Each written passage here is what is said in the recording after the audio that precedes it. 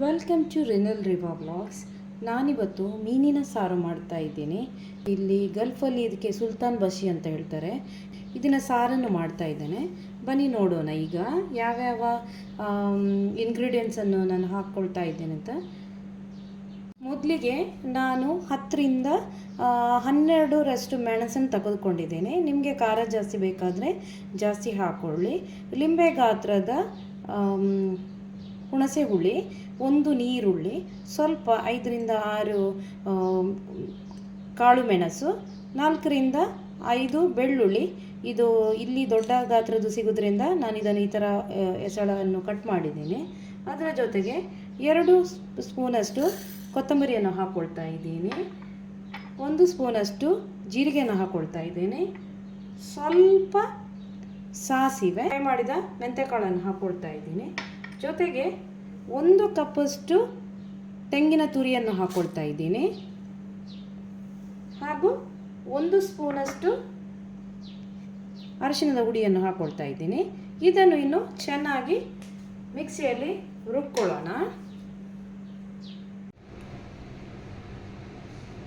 ಈಗ ಸಾರನ್ನು ಮಾಡಲು ಮೊದಲು ರುಬ್ಬಿಟ್ಟಂಥ ಮಸಾಲೆಯನ್ನು ಒಂದು ಪಾತ್ರೆಗೆ ಎಲ್ಲ ಹಾಕ್ಕೊಳ್ಳೋಣ ಈ ಥರ. ಇನ್ನು ಇದಕ್ಕೆ ಬೇವು ಸೊಪ್ಪನ್ನು ಹಾಕ್ಕೊಳ್ತಾ ಇದ್ದೇನೆ. 1-2 ಮೆಣಸು ಕಟ್ ಮಾಡಿದಂಥದ್ದು, ಸ್ವಲ್ಪ ನೀರುಳ್ಳಿಯನ್ನು ಹಾಕ್ಕೊಳ್ತಾ ಇದ್ದೇನೆ. ಹಾಗೆ ಸ್ವಲ್ಪ ಶುಂಠಿಯನ್ನು ಹಾಕ್ಕೊಳ್ತಾ ಇದ್ದೇನೆ ಈ ಥರ ಕಟ್ ಮಾಡಿ. ಇನ್ನು ಇದಕ್ಕೆ ಮಿಕ್ಸಿ ತೊಳೆದಂಥ ನೀರನ್ನು, ಸ್ವಲ್ಪ ಮಸಾಲೆ ನೀರನ್ನು ಹಾಕ್ಕೊಳ್ಳೋಣ. ನೋಡಿ, ಇದಕ್ಕೆ ಸ್ವಲ್ಪ ನೀರನ್ನು ಹಾಕಿ ಇದರ ಕನ್ಸಿಸ್ಟೆನ್ಸಿಯನ್ನು ಅಡ್ಜಸ್ಟ್ ಮಾಡ್ಕೊಳ್ಳೋಣ.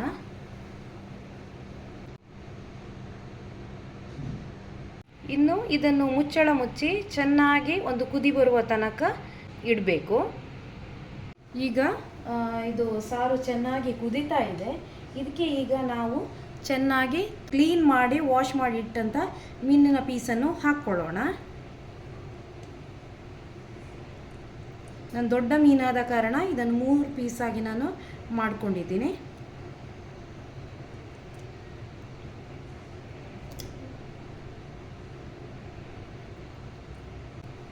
ಇದು 5 ನಿಮಿಷ ಕುದ್ರೆ ಸಾಕು, ಜಾಸ್ತಿ ಕುದಿಬೇಕಾಗಿಲ್ಲ. ಯಾಕಂದರೆ ಈ ಮೀನು ಜಾಸ್ತಿ ಬೇಯಿಸಬೇಕಾದ ಅವಶ್ಯಕತೆ ಇಲ್ಲ. ನಾನು ಉಪ್ಪನ್ನು ಆಲ್ರೆಡಿ ಇದಕ್ಕೆ ಸೇರಿಸಿದ್ದೇನೆ. ಆದ ಕಾರಣ ನಾನು ಮತ್ತೆ ಉಪ್ಪನ್ನು ಸೇರಿಸ್ತಾ ಇಲ್ಲ. ನಾನು ರುಬ್ಬುವಾಗಲೇ ಇದಕ್ಕೆ ಉಪ್ಪು ಹಾಕಿ ರುಬ್ಬಿದ್ದೆ. ಯಾಕೆಂದರೆ ಉಪ್ಪು ಹಾಕಿ ರುಬ್ಬೋದ್ರಿಂದ ಬೇಗ ಮಸಾಲ ರುಬ್ಬತ್ತೆ. ಆದ ಕಾರಣ ನಾನು ಆಲ್ರೆಡಿ ಉಪ್ಪನ್ನು ಹಾಕ್ಕೊಂಡಿದ್ದೀನಿ.